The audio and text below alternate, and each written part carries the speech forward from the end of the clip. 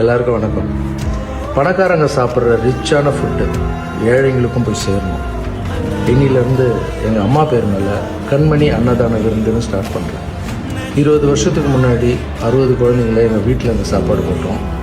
இப்போது எங்கெல்லாம் கஷ்டப்படுற குழந்தைங்க இருக்காங்களோ, இந்தமாதிரி ஃபுட்டே பார்க்காத குழந்தைங்க அவங்களுக்கெல்லாம் தேடி தேடி போய் போடலான்னு இன்னைக்கு வந்து ஆரம்பிக்கிறோம். அதுக்கு உங்களுடைய ஆசிரியர் சர்வீசஸ்.